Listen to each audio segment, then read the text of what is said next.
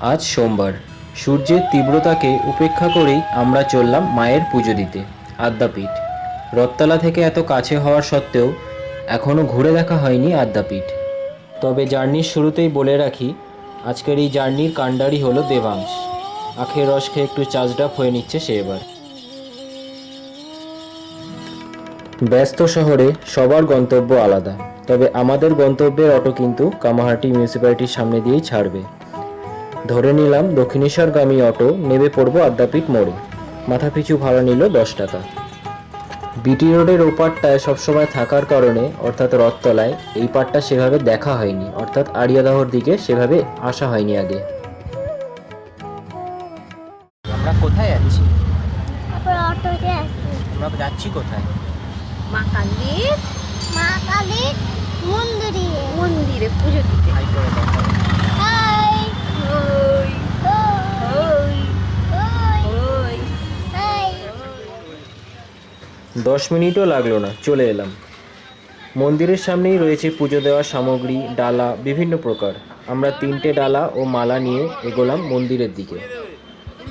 আচ্ছা, এখানে বলে রাখা ভালো, আপনি মায়ের পুজোর জন্য কিন্তু ফুল, শাড়ি বা ধূপকাঠি, মোমবাতি যাই নেবেন সেটা কিন্তু বাড়ি থেকেও নিয়ে আসতে পারেন। এখান দিয়েই যে কিনতে হবে এটা কিন্তু আবশ্যক নয়।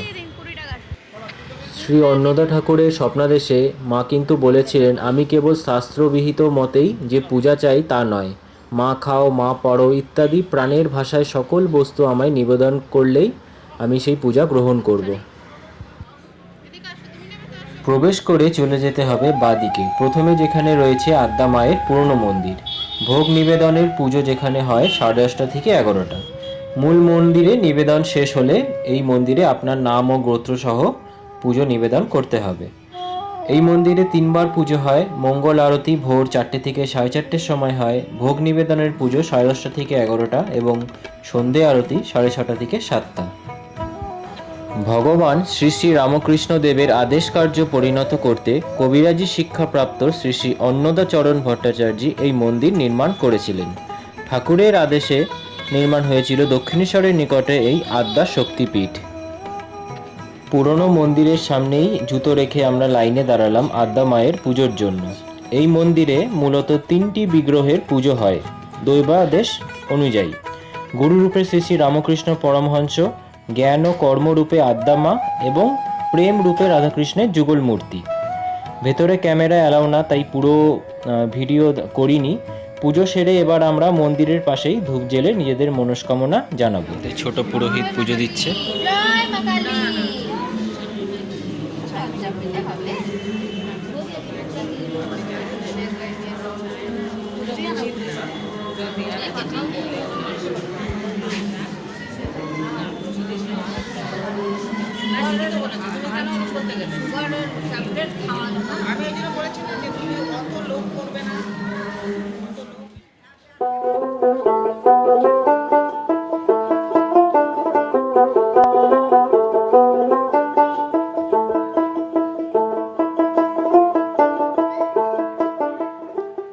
পুজো দেওয়ার তাড়াহুড়োয় দেখানো হয়নি।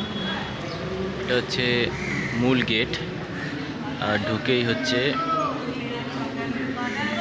রামকৃষ্ণর পরম ভক্ত বা শিষ্য স্বামী বিবেকানন্দের এক বিরাট স্ট্যাচু।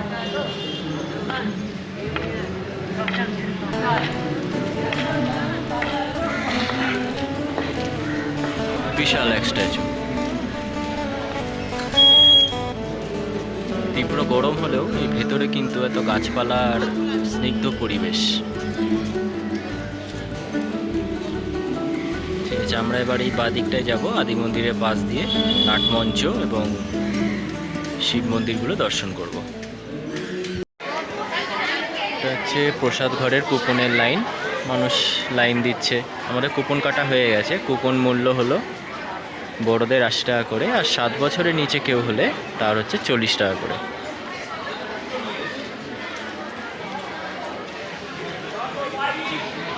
হচ্ছে বটবৃক্ষ, তার নিচে এক শিব মন্দির। আসা গিয়েছে প্রণাম করতে। শক্তির আরাধনা বা পুজো যেখানে হয়, ভোলে বাবা সেখানে থাকবেনই।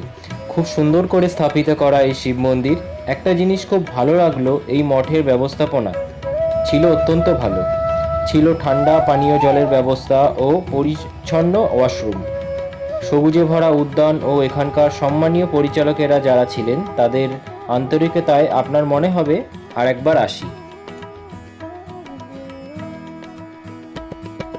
দেখিয়ে রাখি, আদ্যাপীঠ মঠে কিন্তু নিজস্ব গেস্ট হাউস আছে, আপনারা চাইলে এখানে থেকেও মায়ের পুজো সম্পূর্ণ করতে পারেন।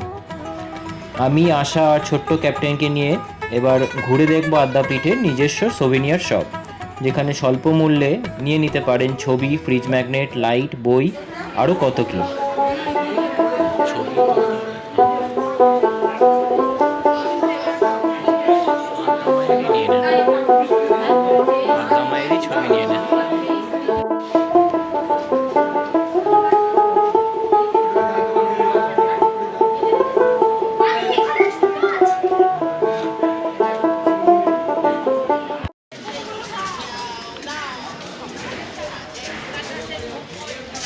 Hey, Mimi, Mama, ছোটরা প্যান্ট পরে, হ্যাঁ, ছোটরা প্যান্ট পরে। যাচ্ছে এবার প্রসাদ ঘরের দিকে, সবাই প্যান্ট পরে। এখানে জুতো রেখে হাত ধুয়ে খেতে বসবো। কেন পরে? প্রসাদ গ্রহণের জায়গায় জুতো পরে ঢোকা অ্যালাউ না, তাই প্রসাদ ঘরের পাশেই জুতো রাখার জায়গা রয়েছে 2 টাকার বিনিময়ে। ভোগ নিবেদন ও পুজোর ভোগ এখানেই পরিবেশন করা হয়, সুন্দর বসার ব্যবস্থাপনা ও পরিপাটি পরিবেশন। ভোগ প্রসাদে ছিল প্রথমে পোলাও, কুমড়ি, ভাত, আলু পটলের তরকারি, ডাল, খিচুড়ি, লাবড়ার তরকারি, চাটনি ও পায়েস।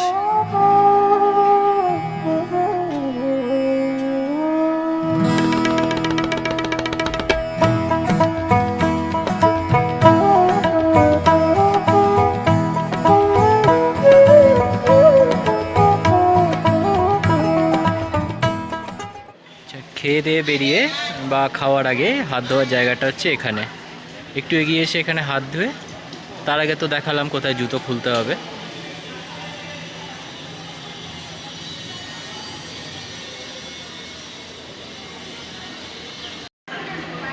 মন্দিরের একটা পুকুর আছে, আর এখানে দেখুন কিউট হাঁস প্যাক দাঁড়িয়ে আছে।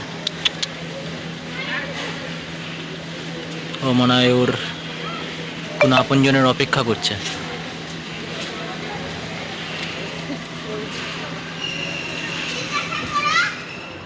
এখন আমি নাটমঞ্চে দাঁড়িয়ে, যেখান থেকে মূল প্রতিমা দর্শন করা যায়, যেখানে ভালোভাবে দর্শনের জন্য পুরুষ, মহিলা ও বয়োজ্যেষ্ঠদের আলাদা জায়গা করা রয়েছে। 10:30 থেকে 11টার পুজো হয়ে গিয়েছে, তাই দরজা বন্ধ। আমার কিন্তু বেশ লেগেছে এই রাস্তাটা, দুপাশে এরকম দেবদারু গাছ এবং পরিষ্কার পরিচ্ছন্ন রাস্তা।